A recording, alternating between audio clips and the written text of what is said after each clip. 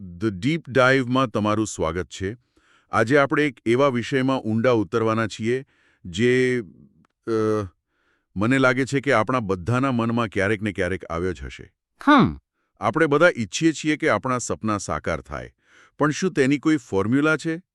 આજે આપણી પાસે એક સ્ત્રોત છે, the secret of the creative process, જે દાવો કરે છે કે એની પાસે 3 પગલાંની એક ચોક્કસ પ્રક્રિયા છે. બિલકુલ. અને આ પ્રક્રિયાનો જે પાયો છે એ આકર્ષણના નિયમ પર આધારિત છે. આકર્ષણનો નિયમ? હા, એટલે કે આ વિચાર મુજબ આપણા વિચારોમાં એક ચુંબકીય શક્તિ છે.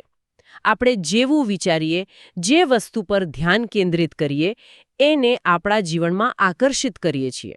સાચું કહું તો આ સાંભળવામાં ખૂબ સરળ લાગે છે, પણ શું આ કોઈ ગુરુત્વાકર્ષણ જેવો ભૌતિક નિયમ છે કે પછી મતલબ આ આપણી વિચારસરણી બદલવાની કોઈ મનોવૈજ્ઞાનિક રીત છે? આ બહુ સારો પ્રશ્ન છે. સ્ત્રોત આને એક સાર્વત્રિક નિયમ તરીકે જ રજૂ કરે છે, પણ હા, આપણે એને મનોવૈજ્ઞાનિક દૃષ્ટિએ પણ જોઈ શકીએ. કઈ રીતે? જ્યારે તમે કોઈ એક જ વસ્તુ પર સંપૂર્ણ ધ્યાન કેન્દ્રિત કરો છો, ખબર છે, ત્યારે તમારું મગજ એના સંબંધિત તકોને ઓળખવા માટે વધુ સજાગ બની જાય છે. ઓકે. આજે આપણે આ સર્જનાત્મક પ્રક્રિયાના 3 પગલાં જોઈશું: માંગવું, વિશ્વાસ કરવો અને મેળવવું. અને સાથે સાથે કેટલીક વાસ્તવિક વાર્તાઓ દ્વારા સમજીશું કે આ સિદ્ધાંત વ્યવહારમાં કેવી રીતે કામ કરી શકે છે. સરસ. તો ચાલો શરૂ કરીએ. પહેલું પગલું, માંગવું.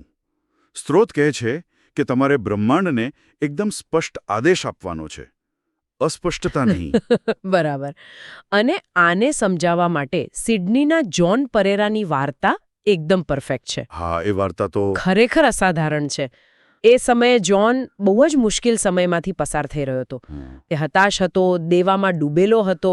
અને બિઝનેસ પાર્ટનર સાથે પણ સંબંધો ખરાબ હતા, બરાબર? હા, બધી બાજુથી નકારાત્મકતા હતી. અને એવામાં જ એક દિવસ એણે સ્ટીવી વંડરના કોન્સર્ટની જાહેરાત જોઈ.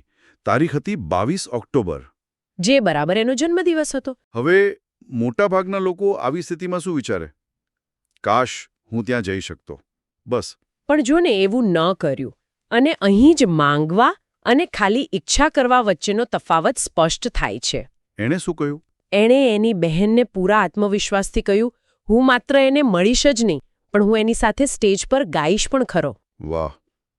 આ કોઈ ઈચ્છા નહોતી, આ તો એકદમ મક્કમ માંગ હતી. બરાબર. એની બહેનને તો લાગ્યું કે એ પાગલ થઈ ગયો છે. જે સ્વાભાવિક છે, પણ પછી જે થયું એ કમાલ છે. બીજા જ દિવસે એ એના ભાઈના ઘરે હતો અને ટીવી પર એક જાહેરાત આવી. સ્ટીવી વંડર સાથે સ્ટેજ પર લાઈવ ગાવાની તક જીતો. આને સંયોગ કહી શકાય કે પછી પેલો નિયમ કામ કરી રહ્યો હતો? સ્ત્રોત દલીલ કરે છે કે આ સંયોગ નથી. જ્યારે તમે બ્રહ્માંડને એક સ્પષ્ટ સંકેત મોકલો છો, ત્યારે એ તમને રસ્તો બતાવવાનું શરૂ કરે છે. અને મનોવૈજ્ઞાનિક રીતે કહીએ તો જ્હોનનું મગજ હવે સ્ટીવી વંડર સંબંધિત કોઈ પણ તક માટે એલર્ટ પર હતું. જે જાહેરાત કદાચ એને અવગણી દીધી હોત, એ હવે એના માટે સીધો જવાબ બની ગઈ. આ દૃષ્ટિકોણ રસપ્રદ છે. અને એનો વિશ્વાસ તો જુઓ. એણે સ્પર્ધામાં ભાગ લીધો, પણ ટેકનિકલ ખામીને લીધે એનું ફોર્મ સબમિટ ન થયું. છતાં એણે ફરીથી પ્રયાસ ન કર્યો? ના. એણે કહ્યું, આ મારું જ છે, મારે ફરીથી ભરવાની જરૂર નથી. આટલો બધો વિશ્વાસ. બરાબર. અને 1 અઠવાડિયા પછી એને ફોન આવ્યો કે તે રાષ્ટ્રીય વિજેતા બન્યો છે. અને એણે પોતાના જન્મદિવસે હજારો લોકોની સામે સ્ટીવી વંડર સાથે સ્ટેજ પર ગાયું. મતલબ એક સ્પષ્ટ માંગણી વાસ્તવિકતા બની ગઈ. આ છે સ્પષ્ટતાથી માંગવાની શક્તિ. ઓકે, તો માંગવું એ પહેલું પગલું છે અને સ્પષ્ટતા વિશે છે. પણ મને લાગે છે કે બીજું પગલું, વિશ્વાસ કરવો, એ મોટાભાગના લોકો માટે સૌથી મોટો પડકાર હશે. સાચી વાત છે. કારણ કે આ માત્ર આશા રાખવા વિશે નથી. તો પછી શું છે? વિશ્વાસ કરવો એટલે એ રીતે વર્તવું, બોલવું અને વિચારવું જાણે કે તમે જે માંગ્યું છે તે તમને મળી જ ગયું છે. મળી ગયું છે, ભલે હજી મળ્યું ન હોય તો પણ. હા, આ એક અતૂટ શ્રદ્ધા છે, જ્યાં શંકાને કોઈ સ્થાન નથી. આ એક એવી માનસિક સ્થિતિ છે જ્યાં તમે પરિણામને જોઈ શકો છો, અનુભવી શકો છો, ભલે તે ભૌતિક રીતે હાજર ન હોય. આને મજબૂત કરવા માટે સ્ત્રોત વિઝન બોર્ડ જેવા સાધનો સૂચવે છે. આ મને મારા સ્કૂલના દિવસો યાદ અપાવે છે. હા, એક રીતે કહીએ તો એવું જ છે. તે તમારા લક્ષ્યને સતત તમારી નજર સામે રાખે છે. મલેશિયાની એનીની વાર્તા આને ખૂબ સારી રીતે સમજાવે છે. એણે યુનિવર્સ બેંકનો એક કોરો ચેક ડાઉનલોડ કર્યો ઓકે. અને એના પર 1 લાખ રિંગીટની રકમ લખી અને એને પોતાના વિઝન બોર્ડ પર લગાવી દીધો. તે દરરોજ તેને જોતી અને વિશ્વાસ કરતી કે આ પૈસા એના જ છે. પણ પછી એક રસપ્રદ વળાંક આવ્યો. એણે 1 રિંગીટની નોટ પર માર્કરથી 1 લાખ લખવાનો પ્રયત્ન કર્યો. પણ જગ્યા ઓછી હોવાને કારણે એ 1000 જેવું દેખાતું હતું. અને પછી શું થયું? થોડા મહિના પછી તે એક સ્પર્ધામાં બીજું ઇનામ જીતી. જેની રકમ બરાબર 1000 રિંગીટ હતી. ખરેખર? મતલબ જે ભૂલ થઈ એ જ પરિણામ આવ્યો. બરાબર. અને અહીં સમજવા જેવી વાત એ છે કે આ કોઈ નિષ્ફળતા નહોતી.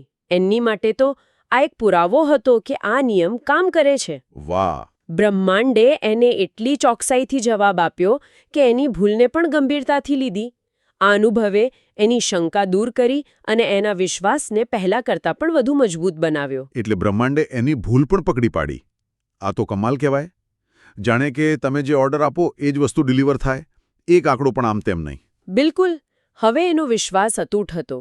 એણે પોતાની બધી ઊર્જા અને ધ્યાન 1 લાખ રિંગીટના ગ્રાન્ડ પ્રાઇઝ પર કેન્દ્રિત કર્યું. અને એ એવું અનુભવવા લાગી જાણે તે પહેલેથી જ જીતી ગઈ હોય. હા. અને તે જીતી ગઈ. સૌથી સુંદર વાત તો એ છે જે સ્ત્રોતમાં લખેલી છે. જ્યારે તે વિજેતા જાહેર થઈ ત્યારે જજે એને કહ્યું. એમણે કહ્યું, તમે રૂમમાં આવ્યા ત્યારે સૌથી વધુ ખુશ અને આત્મવિશ્વાસુ દેખાતા હતા. કદાચ કારણ કે તમને પહેલેથી ખબર હતી કે તમે જીતવાના છો. એનો વિશ્વાસ એની ઊર્જામાં દેખાઈ રહ્યો હતો અને એ જ હકીકત બની ગયો. ખરેખર અદ્ભુત છે. તો આપણે માંગ્યું અને આપણે વિશ્વાસ પણ કરી લીધો કે તે આપણું જ છે. પણ જો આપણે એને મેળવવા માટે તૈયાર જ ન હોઈએ તો મને લાગે છે કે ત્રીજું અને અંતિમ પગલું આના પર જ હશે. તમે બરાબર સમજ્યા. ત્રીજું પગલું છે મેળવવું. અને એના માટે શું કરવું પડે? એના માટે તમારે રિસીવિંગ ફ્રીક્વન્સી પર આવવું પડે છે, જેનો સીધો અર્થ છે સારું અનુભવવું. તમારે એવી લાગણીઓ અનુભવવી પડે જે તમને તમારી ઈચ્છા પૂરી થયા પછી થવાની છે. 1 મિનિટ. જ્યારે સ્ત્રોત ફ્રીક્વન્સી શબ્દ વાપરે છે ત્યારે એનો અર્થ શું કોઈ રેડિયો તરંગો જેવો છે કે પછી તે આપણી માનસિક સ્થિતિ માટેનું એક રૂપક છે? ના ના, એ એક ઉત્તમ રૂપક છે. એનો અર્થ કોઈ ભૌતિક તરંગો નથી. એનો અર્થ છે કે તમારી લાગણીઓ તમારી ઈચ્છા સાથે સુસંગત હોવી જોઈએ. ઉદાહરણ તરીકે, જો તમે કાર માંગો છો પણ સતત ગરીબી અને અભાવ અનુભવો છો તો તમારી ફ્રીક્વન્સી મેળ ખાતી નથી. ઓકે, સમજાયું. ખુશી, પ્રેમ અને ખાસ કરીને કૃતજ્ઞતા આ જેવી સકારાત્મક લાગણીઓ તમને મેળવવાની સ્થિતિમાં લાવે છે. તે બ્રહ્માંડને સંકેત આપે છે કે તમે તૈયાર છો. અને આને સમજાવવા માટે મિસિસિપીની માલ્ટા અને એના ખોવાયેલા કૂતરા પોપાયની વાર્તા ખૂબ જ ભાવુક છે. હા, પોપાય 1 મહિનાથી વધુ સમયથી ગાયબ હતો. અને આંકડા તો કહેતા હતા કે 3 અઠવાડિયા પછી પાલતુ પ્રાણી પાછું મળવાની શક્યતા લગભગ 0 હોય છે. સ્વાભાવિક છે કે માર્ટા દુઃખી, નિરાશ અને ભયભીત હતી. એણે આશા લગભગ છોડી દીધી હતી. એણે પોપાયનો બેડ પણ છુપાવી દીધો હતો. જે એના અવિશ્વાસનું પ્રતીક હતું. બરાબર. તે મેળવવાની ફ્રીક્વન્સી પર ન હતી, તે ગુમાવવાની ફ્રીક્વન્સી પર હતી. પણ પછી એને આ સિદ્ધાંત યાદ આવ્યો. એણે સમજાયું કે મેળવવા માટે એણે પોતાની લાગણીઓ બદલવી પડશે. હા, એણે એક સભાન નિર્ણય લીધો. એણે પોપાયનો બેડ પાછો બહાર કાઢ્યો, એના માટે નવો ખોરાક ખરીદ્યો અને સૌથી અગત્યનું, દરરોજ એ વાત માટે આભાર માનવાનું શરૂ કર્યું કે પોપાય સુરક્ષિત રીતે ઘરે પાછો આવી ગયો છે. આ એક ખૂબ જ શક્તિશાળી પરિવર્તન છે. એણે પરિણામની રાહ જોયા વગર જ કૃતજ્ઞતા અનુભવવાનું શરૂ કર્યું. એને પોતાની ભાવનાત્મક સ્થિતિને દુઃખ અને ચિંતામાંથી પ્રેમ અને વિશ્વાસમાં બદલી નાખી. એણે એવું અનુભવવાનું શરૂ કર્યું જાણે પોપાય એની સાથે જ છે. આ જ મેળવવાની ફ્રીક્વન્સી છે. અને પછી ચમત્કાર થયો. થોડા દિવસો પછી એને એક ફોન આવ્યો. પોપાય ટેક્સાસમાં મળી આવ્યો હતો. જે એના ઘરથી સેંકડો માઇલ દૂર હતો. પણ વાત અહીં પૂરી નથી થતી.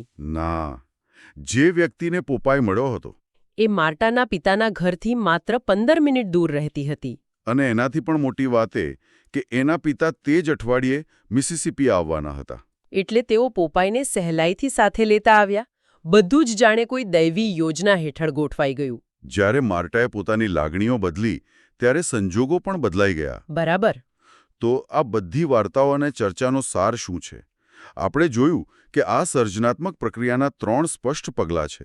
સ્પષ્ટતાથી માંગવું, અતૂટ વિશ્વાસ કરવો અને સારી લાગણીઓ સાથે મેળવવા માટે તૈયાર રહેવું. અને જ્હોન, એની અને માર્ટાની વાર્તાઓ દર્શાવે છે કે આ સિદ્ધાંતો કોઈપણ પરિસ્થિતિમાં કામ કરી શકે છે. આની મુખ્ય ચાવી એ છે કે કેવી રીતે થશે એની ચિંતા છોડી દેવી. આપણું કામ પરિણામ કેવી રીતે આવશે એની યોજના બનાવવાનું નથી. તો આપણું કામ શું છે? આપણું કામ છે શું જોઈએ છે તેના પર ધ્યાન કેન્દ્રિત કરવું અને એવું અનુભવવું કે તે આપણી પાસે અત્યારે જ છે. આ કોઈ નિષ્ક્રિય ઈચ્છા નથી, પણ આપણા વિચારો અને લાગણીઓનું એક સક્રિય સંચાલન છે. સ્ત્રોતનો અંતિમ સંદેશ ખૂબ જ શક્તિશાળી છે. આજે તમારા વિચારો બદલો અને તમે તમારું જીવન કાયમ માટે બદલી નાખશો. અને આ શ્રોતાઓ માટે એક વિચારવા જેવો પ્રશ્ન મૂકી જાય છે. કયો પ્રશ્ન? આ બધું સાંભળવામાં સરળ લાગે છે, પણ દિવસભરના તણાવમાં નકારાત્મક વિચારોને બદલવા એક પડકાર છે. સાચી વાત છે. તો એક પ્રયોગ કરી શકાય. આવતીકાલે માત્ર એક જ નાનો નકારાત્મક વિચાર પકડો, દાખલા તરીકે ટ્રાફિક વિશેની ફરિયાદ, અને તેને સભાનપણે એક સકારાત્મક વિચારમાં બદલો. કદાચ એ સંગીત સાંભળવા માટે મળેલા વધારાના સમય માટે આભાર માનવો અને જુઓ કે માત્ર એક ફેરફારથી દિવસની ઊર્જામાં કોઈ ફરક પડે છે કે નહીં. પરિણામ કદાચ આશ્ચર્યજનક હોઈ શકે છે. ખૂબ જ રસપ્રદ વિચાર. આગામી ચર્ચામાં આપણે આ જ સિદ્ધાંતોનો ઉપયોગ સમૃદ્ધિ અને સંપત્તિને આકર્ષવા માટે કેવી રીતે કરી શકાય તેના પર ઊંડાણપૂર્વક વાત કરીશું.